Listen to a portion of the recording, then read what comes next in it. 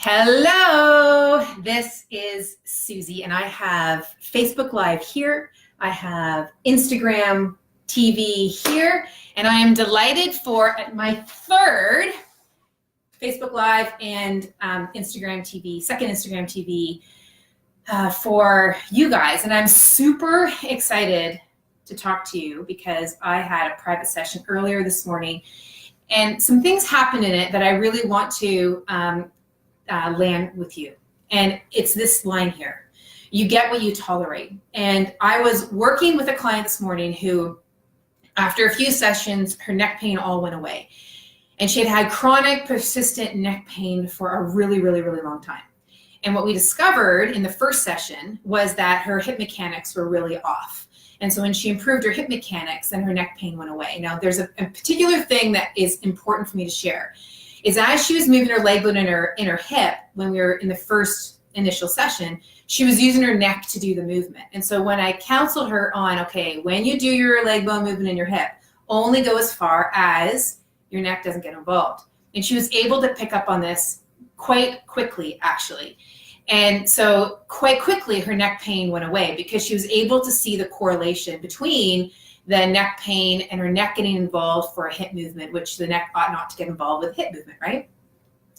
So she was able to pick up on that, and she was able to use the new awareness and the new way of paying attention that over the next few days after that first session, she was able to have less and less and less neck pain.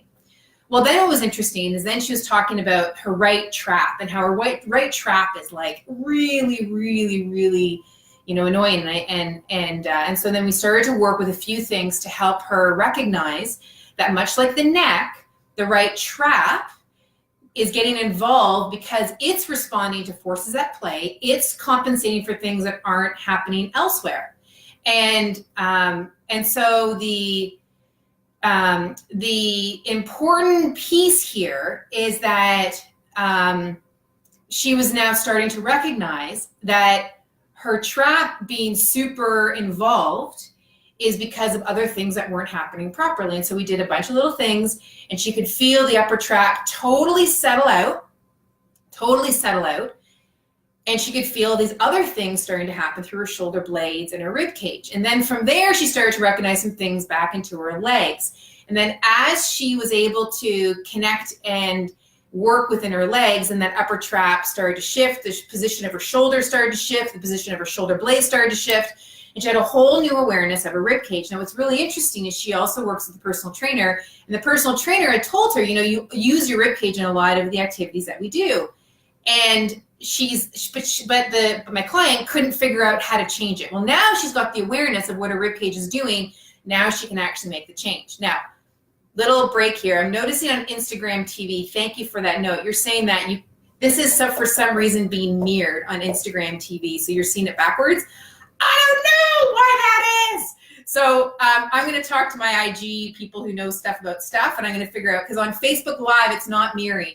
So there must be something on my phone that I haven't switched. So if any of you know how to not have my flip chart mirror, then let me know that, okay? Because I really would love for you to be able to read this. What it says is, you get what you tolerate.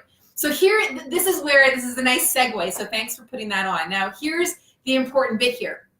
So she has developed all sorts of awareness, and she's been super excited about the attention that she has gained and how she's paying attention to her body, because now her neck is not a problem at all, and that had been a problem for a really, really, really, really, really long time. So when I was talking to her today, she's like, well, you know what I just really would prefer not to have? I just have this upper trap, and I have this thing between my shoulder blades, and I have this lower back, and I want to be able to do the things I want to do without all this ache and this pain. And she said it with that kind of like real vitality, right? And real vigor. And I said to her, okay, let's do this. And I said, like I said earlier, I added that the important thing is to recognize is the trap is very similar to the neck. The rib cage is similar to the neck. The back was similar to the neck, meaning that these pieces of our body are compensating or expressing the compensation in the general dysfunction that is existing within our system, right? And then I reminded her of the gains that she made. And the gains that she made were this, is that she's already gone from point A. She came with issue in her neck, and the neck has resolved. I said, so you have shown yourself that you can actually do this. So now you've gone from point A to point B, and then now from point B, we're at a new point A, right? Point A to point B. We're now at a new point A. Now we have to go from point A to the next point B. And so that's where she is. I said, I want to remind you the gains that you made, because the gains that you made, the success that you've had, you will build upon that success to get to your next level of success. So don't poo-poo the neck pain that's gone away. We've got to use that awareness. We've got to use that success to build into this next level. And so it was really interesting as I worked with her and how her trap settled out and how she felt. She's like, wow, I feel so much more open and I just feel lighter and taller. And then she said something really interesting. And this is super, super, super important. She said, well, you know what? I can tolerate my trap. I know how to push through my trap. I know how. And so, it doesn't really get in the way. And as I listened to her, I thought to myself, wait a second. 15 minutes ago, she said, and this is all in my head, and I said, 15 minutes ago, she said, I really just don't want to have all this aggravating pain. Like, I just want to do things without this pain. But then she's saying now, well, I could just push through this thing, so it's really not a big deal. And I brought that up with her. And I said, you know that what you just said now is different than what you said 5 minutes ago. She looked at me, and I said, what I'm about to say is both a comment and a question, and there is no judgment at all within any of it. You get what you tolerate. Your trap you are tolerating. You are able to push through the trap because it's actually not getting in the way of you doing the things that you want to do. So if you really want to have a system that doesn't have all the pain and the strain that you expressed 15 or 10 minutes ago, you've got to stop tolerating what you're tolerating. Because you are right now getting a glimpse of what your body could be like with the trap settled out, right? Because she had no issue in her trap and she was feeling a lot taller and lighter and she was like, yeah, I feel good. I said, that is a glimpse of what could be. The fact that your system is demonstrating that you can have this means that your system can have this long term. So the question is do you want it? And she looked at me and she's like, wow, here's the interesting thing. She's a leadership coach, right? And she said, I can't believe I'm like getting a taste of my own medicine right now. I can't, like, I tell people this all the time. You get what you tolerate. And I said, yeah, I know you do. And that's why I brought it up, because you do this on a mental and emotional, like an emotional IQ perspective. I'm just now sharing it to you on a body perspective. Then what became interesting is this. I said, let me ask you this. You are feeling what you're feeling in your system. What could be possible for you if you could have this long term? And she got quiet. Her voice became a lot softer. And she said, I would just have a hell of a lot more ease. And I wouldn't be so, and she used the F word, I wouldn't be so effing tired. And I wouldn't be so I just don't want to have that pain. And I said, you don't have it right now, do you? And she said, I don't. I said, this could be something you could build. And she lit up and she just all of a sudden started to see that new possibility. And here is the thing about healing. In order for you to experience healing, this is what I've learned in 25 years, is you've got to see a new possibility. And it's not up to me for you to see that. It's not up to any healthcare professional for you to see that. We can't do that for you. What we can do, any of us, whether it's me, physio, OT, a surgeon, whomever, anybody in that realm who is guiding people along, our job is to help you so for me, I help people move, I help people become aware, I help people recognize what's working and not working. And then through that, there's a novel experience. And there's a novel experience of experiencing their body in a whole new way. And only when that new way is experienced Is a new possibility shown? Is there a new hope? I can't tell you some things that you actually have to experience. And so my role as a teacher is not to hound you with a whole bunch of words. My job as a teacher is to help you feel, to help you become aware, to help you notice what's working and not working. And you then utilizing that awareness and doing something with that new awareness. And I can teach you how to do that, but you then get to then do something with that awareness. And I think that's a big piece that's missing currently with a lot of rehabilitation and recovery, is that there's a lot of quick fix going on. There's a lot of Band-Aid solution.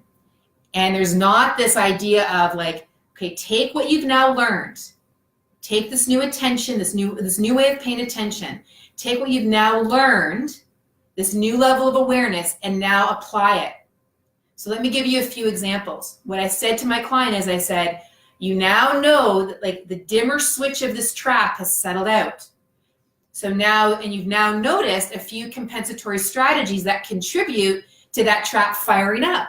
So now your job is to pay attention to when those patterns start to show up, right? Because if you can start to pick up on when those dysfunctional patterns start to come into your system, you can intervene.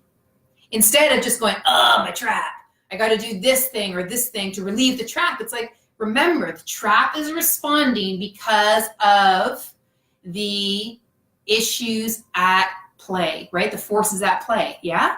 So the key piece of this, is to pay attention and then intervene when you need to intervene. So my client, she has a number of things that she can do to help intervene, right? She has a number of things that she can do to support her moving forward so that when we see each other again next week, she'll be able to come back and say, okay, this is what I discovered about my trap, my ribcage, my back, right? So she's taking the awarenesses that she's gained in the session with me, and she's now moving forward with that new awareness and paying attention in a whole new way, right? She's taking ownership of that situation. Now, I didn't tell her, you have got to take ownership.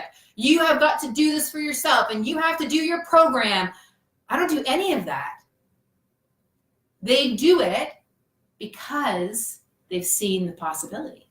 They do it because they've had the novel experience. They do it because they've tasted what is possible when their body is functioning in a new way, right? There's no buy-in, there's no convincing, there's none of that. I don't, like, for those of you in the healthcare world, I don't have an issue with people being compliant because they just do the work because they see the possibility. They recognize and understand that you get what you tolerate.